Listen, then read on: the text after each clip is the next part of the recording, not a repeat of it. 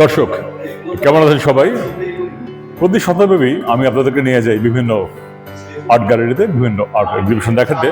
তো আজ আমি আছি শফিউদ্দিন শিল্পালয় আর্ট গ্যালারি। এখানে চলছে শিল্পী সুপর্ণা অ্যালিস গোমেজের solo art exhibition bound expressions realms of fantasy শিরোনামে চমৎকার আয়োজন চলছে। চলুন দেখে ফেলি দারুণ আয়োজনটি। আমার বিশ্বাস আপনাদের ভালো লাগবে।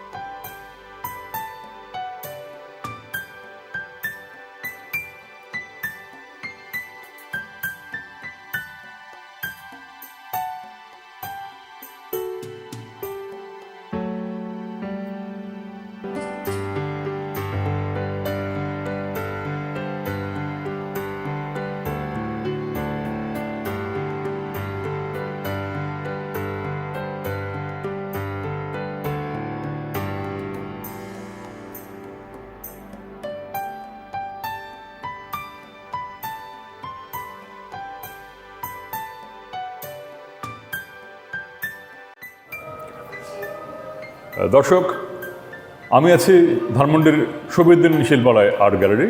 এখানে চলছে শিল্পী সুপর্ণা অ্যালিস গোমেজের সোলো আর্ট এক্সিবিশন। চমৎকার কাজ, বাউন্ড এক্সপ্রেশন শিরোনামে একটি এক্সিবিশন চলছে। তো কথা বলবো শিল্পীর সাথে। আপু কেমন আছেন? ভালো আছে। চমৎকার কাজ আপু, খুবই দারুণ।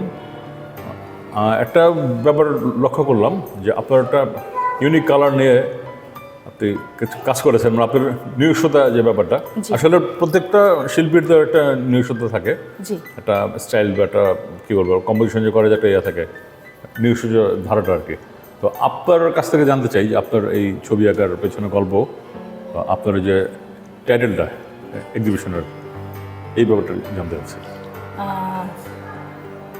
আমার এইখানে যে কাজগুলো আছে এই কাজগুলোর মানে শিল্প জগতের যে নামটার সঙ্গে রংটার সাথে যুক্ত সেটা হচ্ছে বার্ন্ট সিয়েনা। তো এই নামের আগে এই রঙের নামটা শুরুতেই আছে বার্ন্ট, না, পোড়া, দগ্ধ কিছু, না, পুড়ে যাওয়া। ওই জায়গাটা হচ্ছে আমার খুব আগ্রহের বিষয়। আর আমার পড়াশোনা মূলত মনোবিজ্ঞানে, তো মানুষের মনটা নিয়ে দীর্ঘদিন পড়াশোনা করেছি। যদিও প্রকৃতির অনেক কিছু এখানে স্থান পেয়েছে, কিন্তু কোথাও না কোথাও আসলে এর গভীরে আমার তার কারো মন, কারো ভাবনা, সেগুলোকে আমি একটু প্রকৃতির মাধ্যমে ফুটিয়ে তোলার চেষ্টা করছি। এবং সেই চেষ্টাগুলোর মধ্যে যেটা আছে যে এমন অনেক বিষয়বস্তু এখানে উঠে এসছে যেগুলো হারিয়ে গেছে। আমরা এই মুহূর্তে যে কথা বলছি আমি আপনি, একটু পরে এটা অতীত হয়ে যাবে। যে এই যে অতীতটা, ওই অতীতটা যে চলে গেলে পরে কারো মনে কোথাও না কোথাও একটা দাগ ফেলে যায়, সেই জায়গাটায় আমার আগ্রহ। সেই জন্য সেটা পুড়ে যাওয়া বা দগ্ধ হয়ে যাওয়া, সেটার একটা রূপ আছে। সেই রূপটার জন্য আমার কাছে বার্ন সিয়েনা কালারটাই মানে বেশি ভালো মনে হয়েছে। সেই জন্য আমি এই রঙটা বেছে নিয়ে কাজ করেছি। খুবই চমৎকার, ভালো লাগলো। আর কিছু কাজে দেখেন যে আপনার কফি কালারের উপরে, মানে কফির উপরে কিছু কাজ করছেন আপনার কফি নিয়ে, তো এই ব্যাপারে একটু জানতে চাই। প্রথমে রং নিয়ে কাজ করছিলাম, যখন শুরু করেছি তখন রং নিয়ে করে কিছু একটা করব ভেবেছি। তারপর মাঝখানে আমার একটা ছোট বেবি আছে, বেবিটার পিছনে সময় দিতে গিয়ে আমার ছবি আঁকার জগৎটাতেও একটা ভাটা পড়ে গেছে। তো এই গ্যাপটার মধ্যে আমি হারিয়ে যাব না, কিন্তু ভাবতে পারি, আরও কাজ দেখতে পারি, একটু দেখে দেখে যে অভিজ্ঞতা, যে সেটাতেও বলা যায় যে আমার দীর্ঘদিনের এই অভিজ্ঞতাটা থেকে, শেখা থেকে, আসলে অভিজ্ঞতা বলবো না, আমি অনেকের কাজ দেখেছি, যে সময়টা কাজ করতে পারিনি সেই সময় বসে বসে কাজ দেখতাম, দেখতাম, দেখে দেখে যখন মনে হলো যে যে কাজগুলো করেছি তার থেকে ভিন্ন কি আনা যায়, তখন কফি পরে গিয়ে কাগজে রং হয়ে গেল। তখন মনে হলো যে তাহলে এটা তো আমার যে পছন্দের কালার সেটার সাথে মিল হয়, হ্যাঁ, তো সেটা তাহলে ওইটাকে মাধ্যম হিসেবে ধরে নিই। এই জন্য মানে কফির কাজগুলো আমার অনেক পরে, মানে 2024-25 এসে কফির কাজ ধরা। তো কফির রঙটা মনে হয়েছে যে পুড়ে যাওয়ার রঙটার সঙ্গে আরও ভালো মিলে বার্ন সিয়েনা কালারের চেয়ে। তারপর আমি এই কফিটাকে বেছে নিয়েছি কাজ করার জন্য।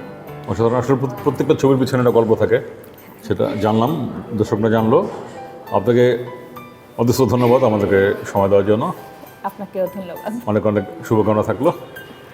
তো দর্শক, সুবিধানী শিল্পালয় থেকে আছে এখানে বিদায় নিচ্ছি। দেখা হবে আগামী পর্বে নতুন কোনো এক্সিবিশন, নতুন কোনো গ্যালারিতে। সে পর্যন্ত আপনারা ভালো থাকবেন।